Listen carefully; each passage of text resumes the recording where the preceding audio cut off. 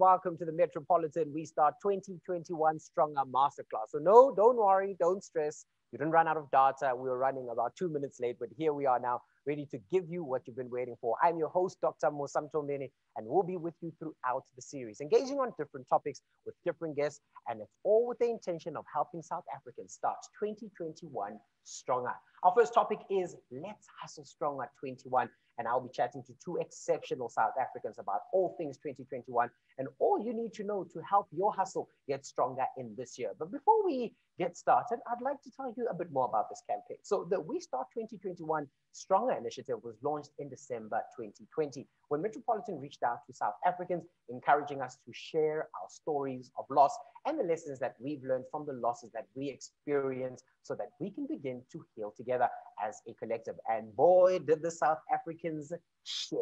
You guys were really about it, and it was phenomenal. And this is when Metropolitan realized something, that this might not be enough just to give the nation a platform to share their losses and lessons. They decided to play an active role in helping us truly start 2021 stronger and navigate this year like the bosses that we are and hope to be by the end of the year. And that's how the hashtag We Start 2021 Stronger Masterclass series was born. Now, these aren't just normal virtual classes. We've all been in those Zoom meetings and thought, phew, this needs to end now. It's not that. Metropolitan is serious about equipping the people of South Africa with the tools and knowledge that they need to take control of 2021. It's not just about hosting virtual events and being fashionable. No, no, no, no, no. We're here to gather and help each other so that we can start this year the way that we wanted to, because together we can. So in our first episode, we'll be talking about how to improve your hustle. Now, we've all heard of these things at some point in time. Someone saying, you must have a side hustle, establish a side hustle, have a hustle. What's your hustle? And all those sort of things. Well, we want you to hustle stronger. And of course, we'll share some insights with you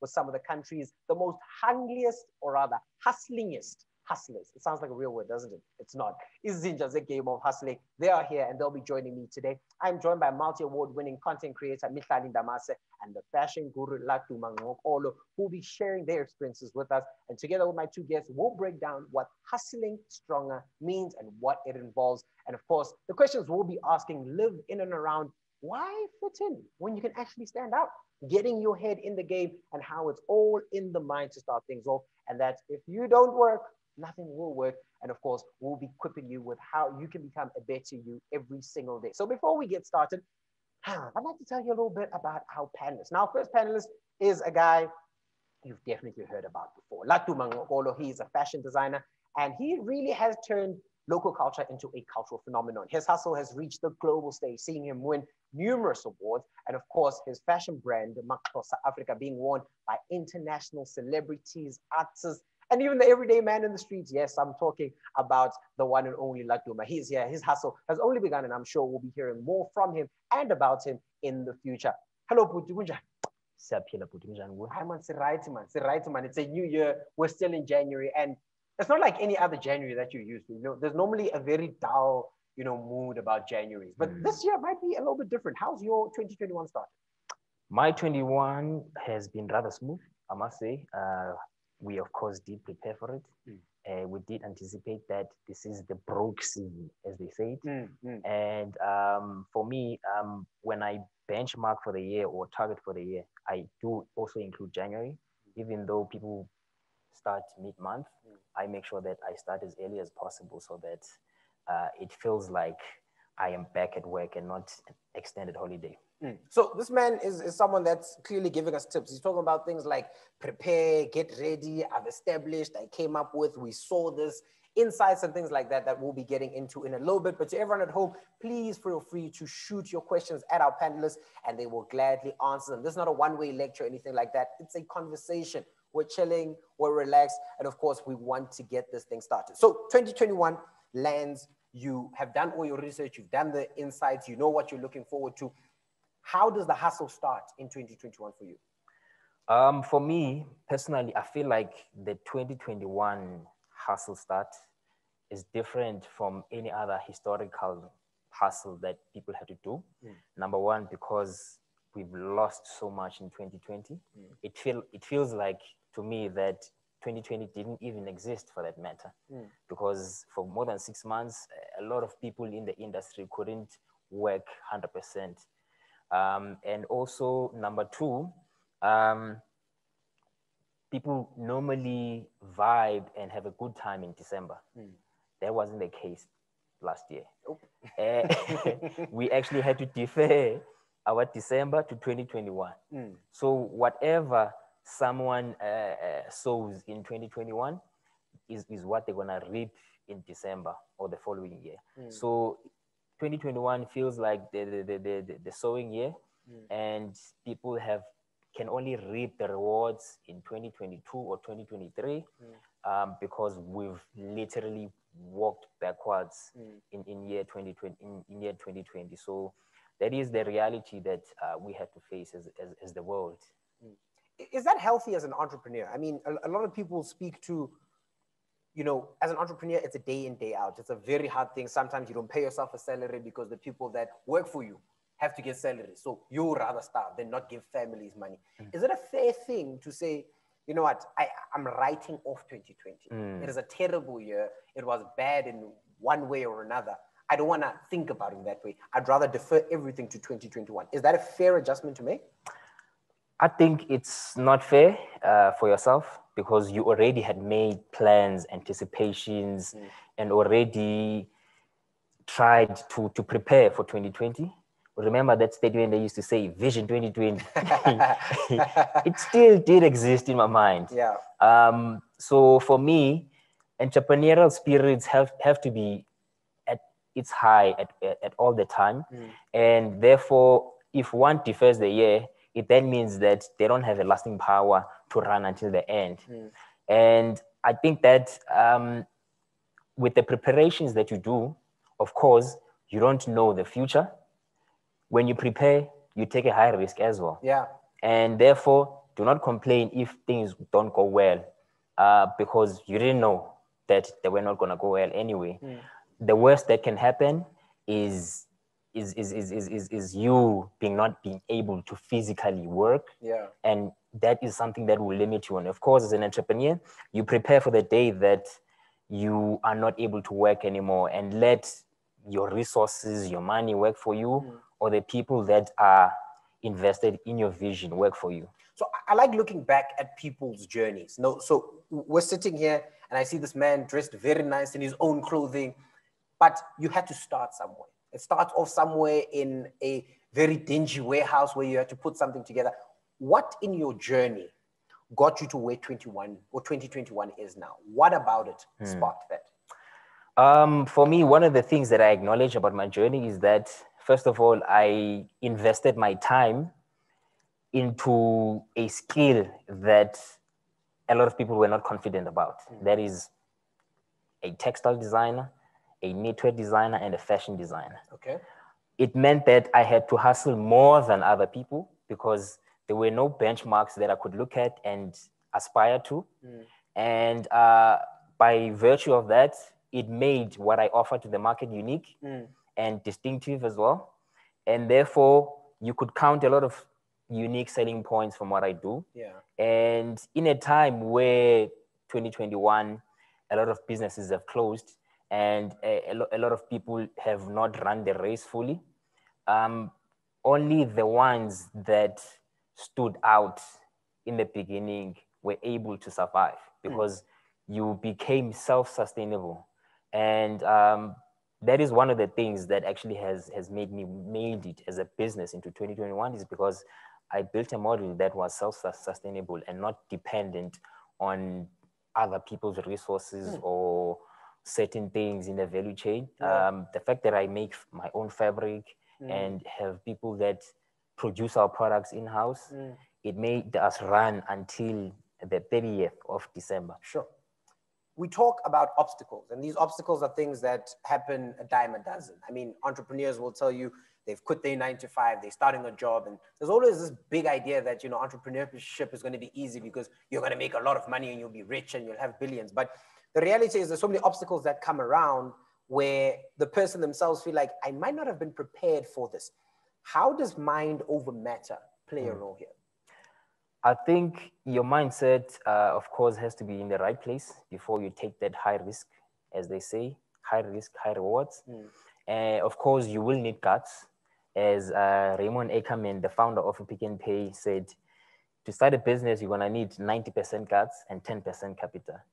And therefore, in my case, I had to change my mind shift and not only depend on talent, but also depend on hard work, because sometimes talent becomes lazy and you depend on the hard work to get to the pinnacles that you never even imagined that you would have reached in a targeted timeline. What mind factors play a role? So, I mean, we're talking mind now. We'll get to hard work because that requires a physical thing. But what mind matters are important for you to achieve any of the hustles or any of the goals or any of the dreams that you want to achieve in a new year? I mean, the new year always gives us a renewal. You feel like something's new. Yeah. So when this year hits, you count down 5, 4, and it's nice, and with your friends, and that hits. What mind factors were important to you to get you to where you are today? For me, my positive thinking was a great factor. Okay. In some obstacles that I've met, some things seemed impossible. For me, when things seemed impossible, those are the ones that excited me the most because it meant that I would have created history and also feel fulfilled myself. For instance, one of the obstacles that hit us this year, in 2020, was that we had to open a store at the V&A waterfront next to Gucci, Mont Blanc, and Louis Vuitton. And our opening had to be deferred to a date that wasn't announced. So they gave us a short timeline and said, build the store, open on this day. And I was like, it's impossible. My team and I packed our minibus full, and we went to build the store. Within 4 weeks. Sure. It was done, and we opened on time. There was stock available. And I look at myself in the mirror and nod and say that, you've achieved, as a business runner, you had to wear a hat of a builder right now. Standard, and it can only be mindset, because that's a big risk. I'm not a builder, but I'm a visionary. And it's rather easier as a builder when you have your vision in your head.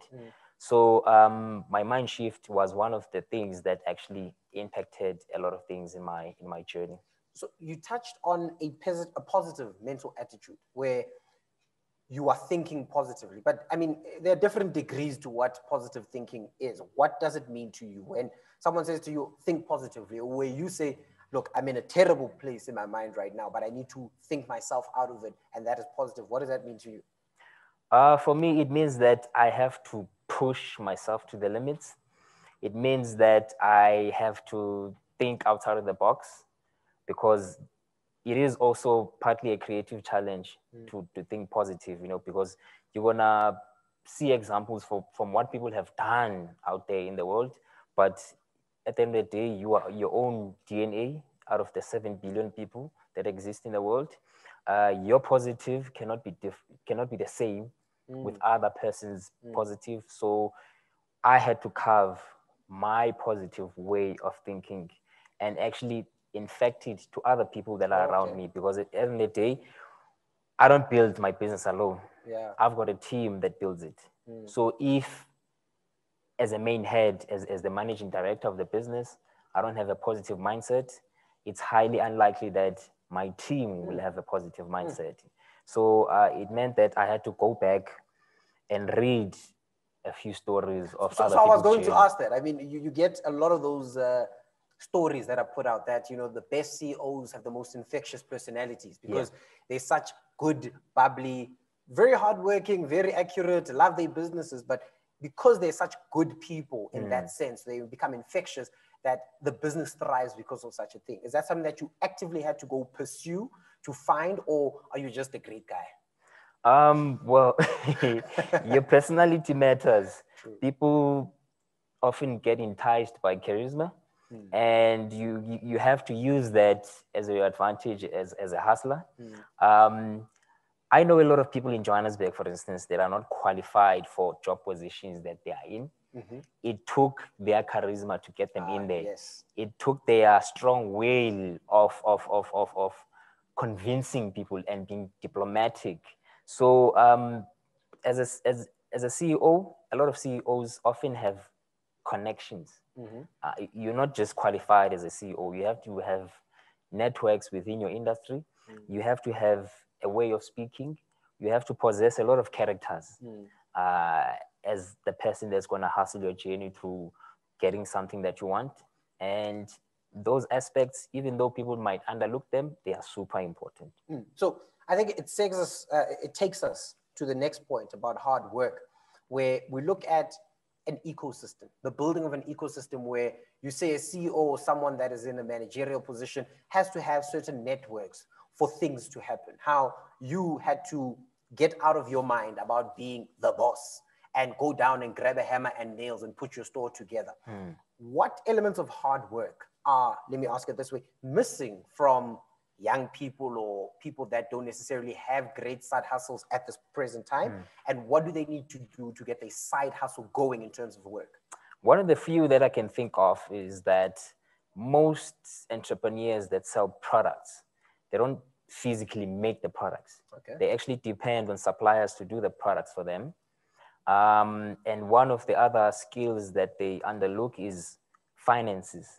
You get cases where entrepreneurs can actually be versatile enough to actually read financials and see what came into the business and what comes out of the business, and be able to dissect it into what financial lines are relevant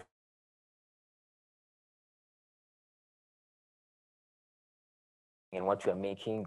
Is one of the things that people should pursue. Reading an income statement and looking at the bank account as well. I often ask entrepreneurs, do you actually know how much money came in today and how much you came out?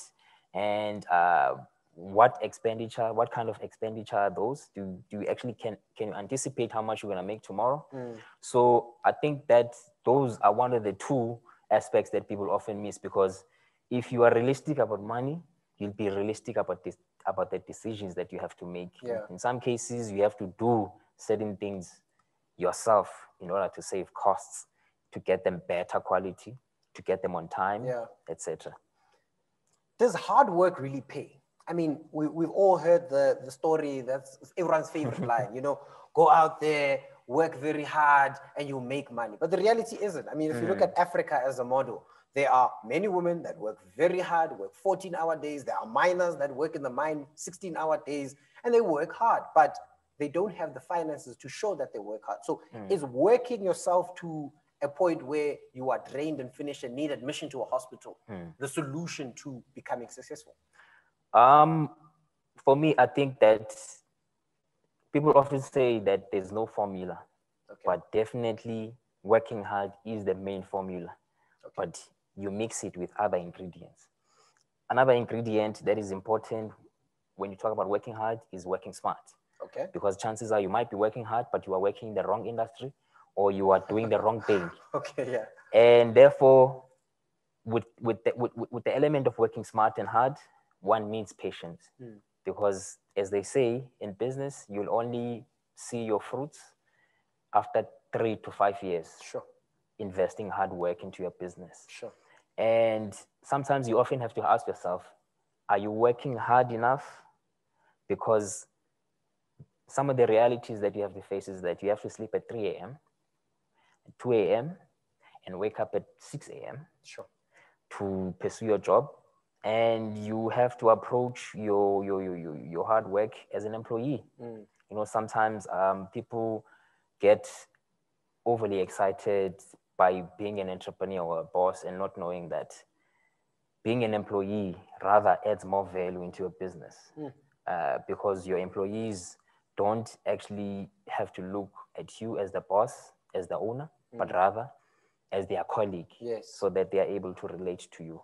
So you've touched on a number of points here in this hard work element. And the one I'm picking up is how difficult it can be for someone that has a 9-to-5. So you're someone that has established something. You knew that these are the products I need for me to be successful. This is what I've done.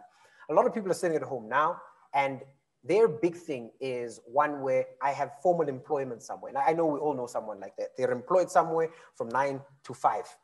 And in this 9-to-5 job that they have and they work hard at, how are they supposed to make extra money? How is their side hustle supposed to make money when, honestly, you're tired? You've been working the whole day. When are you supposed to make this extra money? People have a lot of time in their hands, if I can say that. Okay. And with that time, if you feel like you are not maximizing it, then I think that there's less chances of maximizing your income. And therefore, people have time in between 9 to 5, especially now that they are working from home. You can steal time off when your boss is calling you over the phone and say, I'm in the lounge sending emails. Whereas you're at your suppliers negotiating. When I say people have time in their hands, because we as entrepreneurs, we don't have weekend outs sometimes. And therefore we have to sacrifice that time. And whatever you plow on a Saturday or Sunday, you will be able to see the results during weekday. Weekdays, you can do formal emails and communication, but lunchtime and after 5, you've got tremendous amount of time to pursue other aspiring things that you want to make income from. That's true. So there is a question that I saw a little bit earlier on. This one comes from Denise Mukasa, saying that, Laduma, a lot of people talk about thinking outside the box. What does one need to equip themselves with to be able to think outside the box? Well, thinking outside the box often needs training.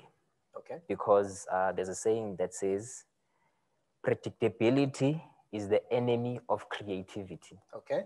So if you're going to come up with ideas that are predictable, of course, you're not going to disrupt the market. True. You would need unique ideas. You would need different strategies. I often use the idea of Uber as a disruptive idea that these guys in New York or LA came up with, but the initial founders didn't execute it correctly. The guys who took the idea purified the execution, and those guys are what we know as the Uber today. Uber today. You can think outside the box. Of course, you come up with great ideas. There's a lot of great ideas in the world, but execution is the thing that compels the idea. So I did training for 6 years in school. What do you mean training? Studying. Studying what? I studied up to a master's level in textile technology. Okay. And that has helped me design fabric in a way that was unpredictable. And I constantly innovate even the methods of creating fabric. So there's thinking outside the box. Continuing with Denise's question, there's thinking outside the box and there's a stupid idea. Now, people would argue that stupid ideas with persistence become successful businesses one day. But where do you draw the line between and this is actually such a spectacular idea, I need to follow up with it? Yeah, of course, with every idea, there are numbers attached to it. Okay. If the numbers that you anticipate do not make sense, then it will initially be a stupid idea. Okay. But if you personally believe in it and you don't see the idea as stupid at all, rather pursue the idea until the numbers make sense. Okay. I can think of a lot of stupid ideas that people have come up with back in the past that translated into income. I mean, Facebook was quite a stupid idea that started in Harvard, but because Mark Zuckerberg was persistent enough to push it forward and he met people that took the idea further, initially it wasn't making money at all. But when they started implementing advertising into their platform, it started making sense. And people only realized after years that people actually want to actually network online and use their faces and write statuses. Post pictures of their babies and dogs and cats. You understand? Yeah, so those are some of the things that people have to consider when they come up with ideas. At what point does one give up? So you've got this idea, you want to work this idea. We're talking hard work now. You spent hours and hours of it. You're doing your 9 to 5, but every day for the past year, between 6 p.m. and 2 a.m., you've been planning this idea. It's an app, whatever it might be, but it's just not catching. The numbers in theory make sense to you, but it's just not catching. When is it time to put, or to switch off the machines on your idea? I don't believe in giving up, unfortunately, but I do believe in creating bioproducts with what you've done already. When I say so, if you feel like the idea that you came up with was stupid, it's not making money, instead it's costing you money, you've got an opportunity to go out there to people and get feedback and see that as value.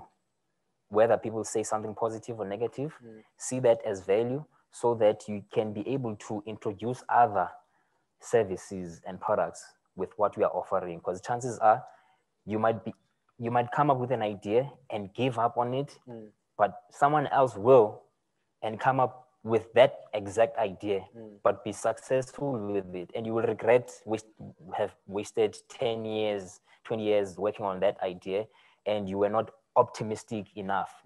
Use other people's insight to be able to get to the point where you need to leverage on.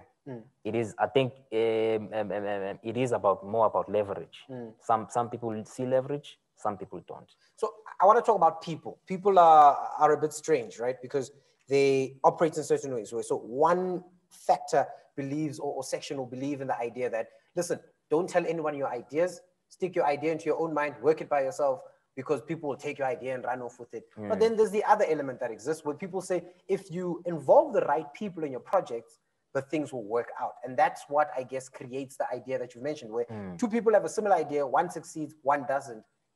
Is it because the people are negative? Is it because they don't have the right people around them? How do you put that into perspective? My philosophy about ideas is that if you keep your ideas within, you will never get feedback or people's perspective on what they think about it. And therefore, your idea becomes single-dimensional. I believe in putting an idea out there and hear what people are saying. Of course, the right time to put an idea in public is when you know very well that you've secured resources, you've secured a value chain, you've developed a DNA that is unique enough not to be stolen by big corporates. I've stood in those situations before where I've had my products being knocked off by big corporates. But at the end of the day, the DNA that I've developed over the years is so unique and personified to me, to a point where even if they do it, they wouldn't be successful with it, because people already know. Or if they put it out there, people will see that this is not an idea that belongs it's to not an original idea it's from not you. an original it is idea. a clean knockoff and we can see it. Exactly. So there's another question that I saw that is coming from an audience member at home.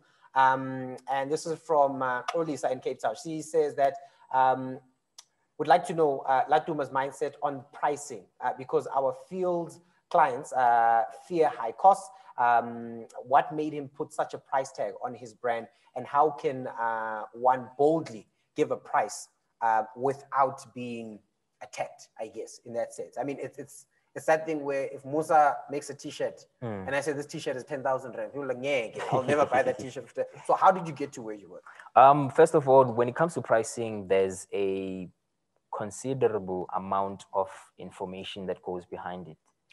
That is the cost price. That is the aspiration behind the product.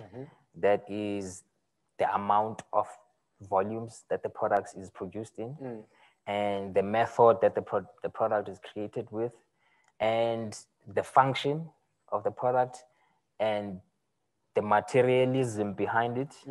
In my case, we use premium material to make our products. And we use premium crafters, artisans to create the products. Because if we had to, for instance, let me make an example, compromise on material, certain people would not buy that product because there are some human beings that only wear natural fabrics.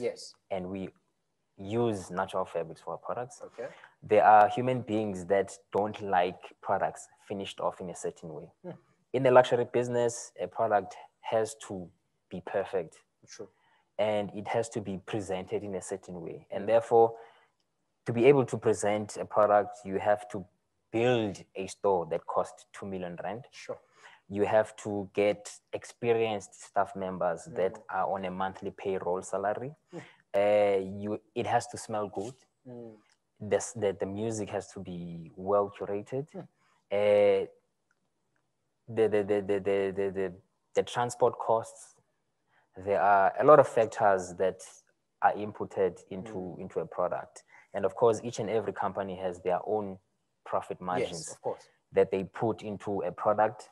And those profit margins, they feed into the marketing costs. They feed into the rent. Sure. At the workplace, they feed into it's a lot of things. A lot of things Yeah. that end up you having 1 rand in your account every day. So, I mean, look, it brings about the question of competition. It's a big, important one, especially in an industry where you're dealing in goods and sales of physical product, where if I take your jersey now, it looks a certain way. You've got Musa who doesn't really care much about whether it's a synthetic or natural product, and a knockoff is made. How do you compete with businesses that do knockoff, or that will compete with you on a scale that is unfair to some degree? Well, that type of competition is fairly hard. I mean, there's big brands like Louis Vuitton that has not been able to wash that out completely, only because the clientele that they serve is a customer base with integrity. Okay. Yes, they will run across a knockoff on the streets, South Joburg, but they will walk across it because they know very well that I will get more value out of buying an authentic product than the knockoff one, because the knockoff one will show off to my friends that he's wearing a mdubulo, and it will compromise the integrity of the buyer. Yes. So educate your customer more than your competitor, because at the end of the day, it is your customer that will make the final decision, whether they going your way or the knockoff master way. Sure. It's interesting. And I think the goods market makes it that. But there's another question that's come in. This is from Nkemele Nkosi, who'd like to know or get some advice on how to balance a 9-to-5 job, running a side hustle, as well as having a personal life. It gets hectic sometimes, it's not easy. And some things will obviously fall to the wayside where things start to feel a little bit neglected. So 3 elements of your life: personal life, your business, and then your 9-to-5, your normal job. How do you balance those sorts of things? I think that when it comes to that type of balance, of course, you have to choose a number 1 priority in all of that. Sure. In my case, my dream, my vision was my number 1 priority, which meant that I had to sacrifice personal life. Sure. I had to watch my friends going to the club on social media and because I've got a dream to pursue. I had to ask my boss for a day off and sacrifice my leave days. I had to pursue studying because I wanted more knowledge and take a study leave, because in the day, you know, you're dealing with human beings at work. Yeah. If your boss is aware that you've got a side hustle and an aspiration that is beyond the position that you are at in life, they will make exceptions. That is, if they're a good guy. If they are, because a lot of bosses aren't nice people. They'll just say no. Yeah. But overall, there is a balance that someone can actually get. Of course, your family will be your first priority. Your friends, if they are vested in your vision, they will help you out and come and help you. Here's the thing about my friendship strategy is that if you are with me, be prepared to work. Okay. Don't take me off work. Oh, okay. Okay. So there are cases where my friends call me and say, hey, I want to come and spend time. I haven't seen you in a long time. Chances are you're going to be driving my car and I'm going to be working while driving and we're going to talk. Yeah. So that's how I strategize and balance my life. Of course, family time is number one priority in all of that. And work has to be done in order to get the income into the bank account. Before you run off, I like this family time is number one priority. Can it really be a priority when you're sacrificing everything else? If you're 9 to 5ing and you're sleeping at 2 a.m. because you're pushing your hustle, you're taking orders in and all that sort of stuff, what does quality family time mean? Does it mean you get to see them every single day, or does it mean when you are together, the quality of the time you're with is what counts? What does that mean to you? For me, it means that seeing your family every now and then, or in a regular, like every weekend, is of course important. Some family members are super lenient enough to come and see you at work or at your studio and help you. You get to develop a family bond like that. My own siblings have been working for my company for the past 5 years. And they came into my space and realized that, oh, I can actually fit in there. Yes. As the production manager, as the finance manager, and as the general manager. Because in the day, I had to decide before I went into what I'm doing that, am I doing it because it's a purpose that I want to serve, or am I doing it because I want money? I feel like I'm serving a purpose, and they got sold into the vision because they wanted to be part of the purpose that I am serving. I'm serving, because when I've passed one day, chances are they will remain with the money. They hope. I can't take it with me. So yeah. At what point in putting all these things together do you deem yourself successful? At what point in your hustling do you check things off? Is it fair to say that at the end of the year, if I've made 100,000 in my small little business, I will celebrate that by patting myself on the back and saying, well done, Musa Mthombeni, you've done well? Or is it one of those things where look beyond that, forget about those things, forget about small victories, and just look at the big goal for you to become this global icon that is in Paris, France, that is in New York, America, you know, all those sort of things. Where do you take your victories? I actually personally think that the definition of success changes every year as an entrepreneur. To me, it has changed to a point where I felt like relevance was the most important factor in your business. That is important because money comes and goes, because you'll be busy clapping for yourself that you are successful, and the following year comes an expense that you didn't anticipate, and it takes all the money. True. But when you audit and realize that, yo, I've been dressing up people out here and they've been loving, and the feedback that we've been getting from them has been great. That's relevance. And that's something that money cannot buy. It is something that takes years to develop. And some big corporates cannot even access that type of relevance. Sure. Because you are making something that's so unique that it is unique to you, and people can resonate with it. You know, so for me, I think that relevance is a form of success that is underrated. Okay. Because when the government sits back and audits how they've given to their country, the relevance that they've had on the people will determine whether they get voted into into presidency the following year or not. If they were not relevant, then people will take away what they have, that power immediately. Yeah. So it becomes one of those stories where, what significant role have you played? What significance do you leave behind? Absolutely. And that then maybe we can term as a success of sorts. All right, that's interesting. Before we jump off and before we disappear, the one thing that's important is getting better. It is self-improvement. And this will come in two ways in which I'll ask it in that. One is there'll always be a need to reinvent yourself. You've heard the stories of hotels and an Airbnb, taxi cab drivers and Ubers. Is there a need to continually reinvent yourself within your business to a point where you take 90% of the cash out to go start something brand new just to avoid falling to the wayside? And this falls for any hustler that's trying to get their thing together. How do you make those decisions? I think for me that dreams get realized on a daily basis. on a monthly, weekly, and a year basis. Every year, you recycle your dream, meaning that you go back and review whether is this what you initially wanted to achieve. And of course, with the income that you've made for that year, you have to make a big decision whether you want to reinvest it into the business to make that product better, or you're going to run away and buy a brand new G-Wagon. So those are some of the questions that I had to personally ask myself. And it has helped a lot, because 5 years ago, we opened up a store downtown. I wasn't 100% happy with.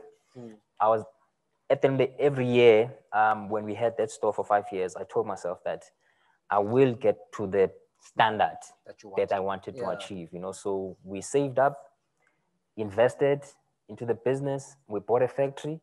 The following year, we bought a building. The following year, we opened up stores and kept on improving and improving to perfection. And unfortunately, with business, you have to improve your resources on a yearly basis. And of course, it does take a sacrifice of what you've made that year. And you have to decide whether, okay, you want to take 90% of that portion to reinvest back into the business. So hustling comes with its things, right? It comes with its stresses, it comes with sleepless nights, many sacrifices, but one needs to get better.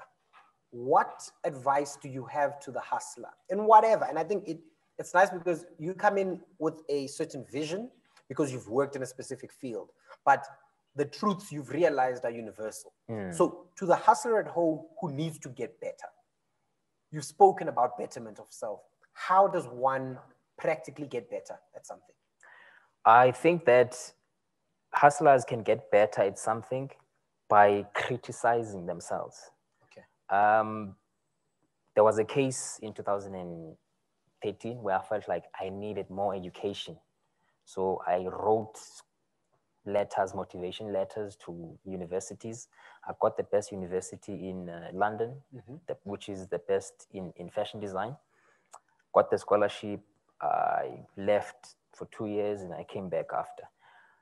So with that said, I feel like entrepreneurs should highly acknowledge what resources and knowledge that they need to actually better themselves. In some cases, you need to go for training for your speech in order to speak better. In some cases, you need to go and do training on finance. You need to go do training.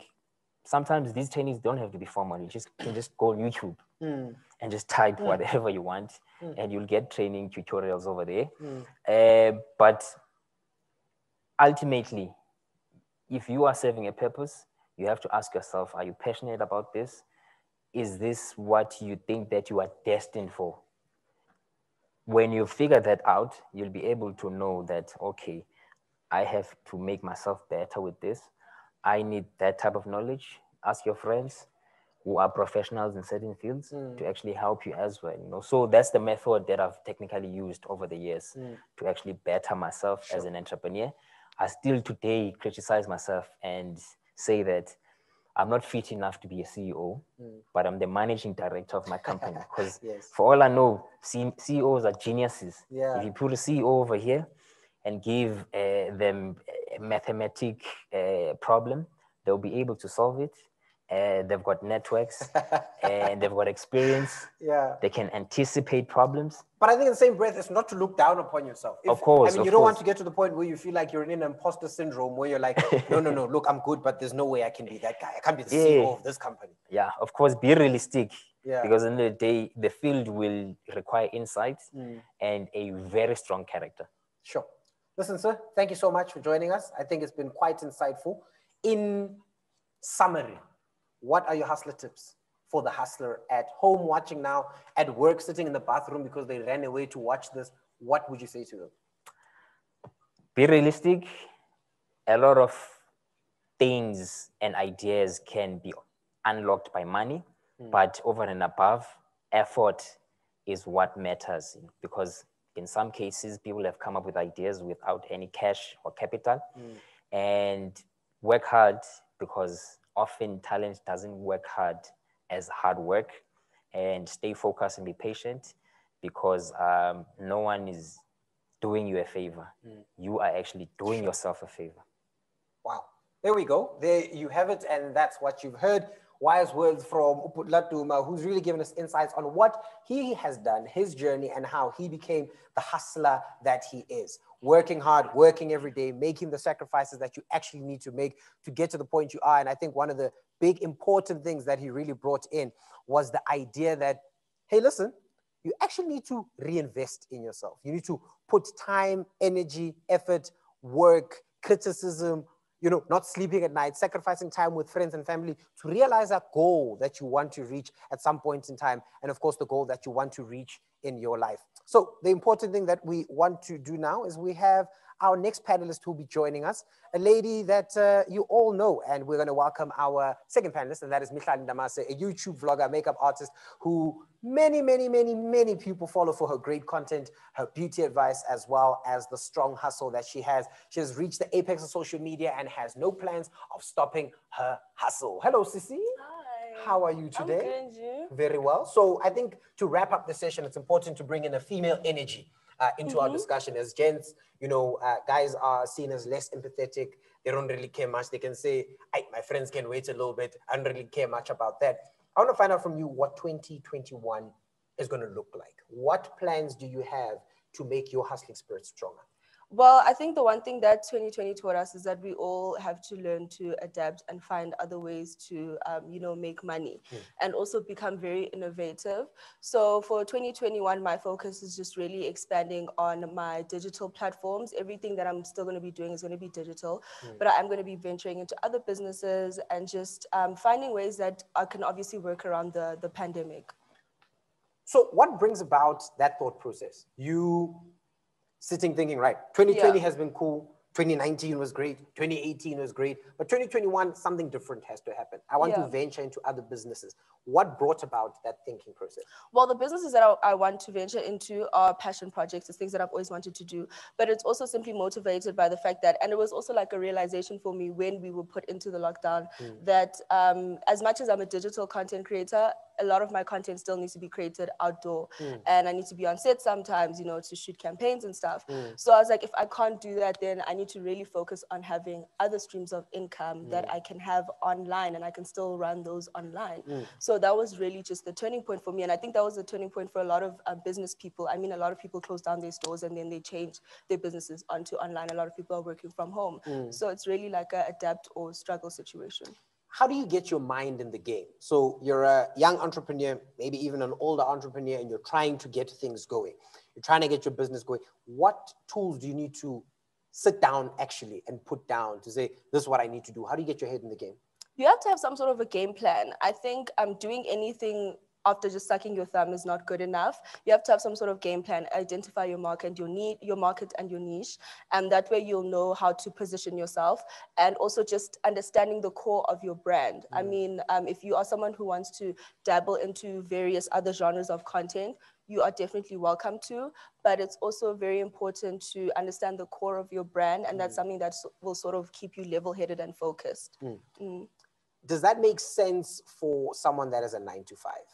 I mean, a lot of people want to get into something. They want to side hustle. They want to touch this and touch that. But when is the right idea the right idea? I think with people like Laduma, they're fortunate enough to have said, I went to school to study this thing, so I've always known this is the path I'm going to chase. But for the everyday Joe, how do you come up with that idea to say, this is what I'm passionate about or makes sense to me? Everybody knows their passions. Everyone knows what they love. Everybody knows what makes them, you know, get adrenaline or makes them wake up in the morning. So if your job is not doing that for you right now, then obviously you identify your passion and you figure out how you're going to make money off it. So you just know what your passion is. It's just about executing it properly. How easy is it to monetize passions and dreams and things like that? If I'm Jabu and I really enjoy looking at flowers, you know, I really like talking about them, how do I monetize that?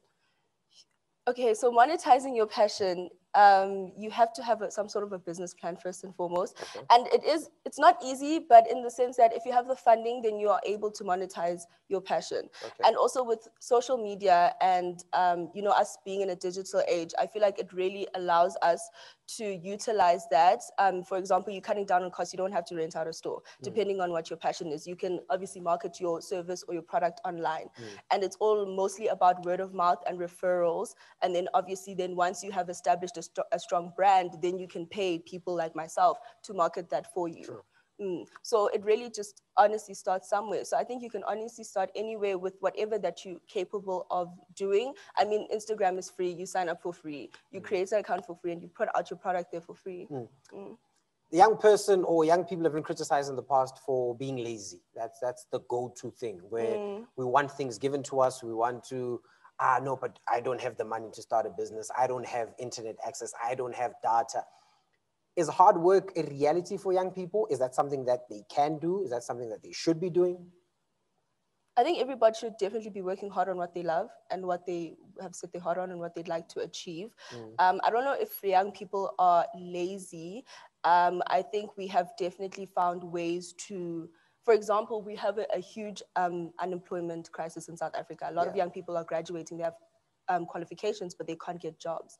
And a lot of people are then coming up with business ideas on which they, market on Instagram or they start a YouTube channel. So I don't necessarily think that young people are lazy because we found other ways to utilize platforms and the resources that we have and the access to information that we have to better ourselves.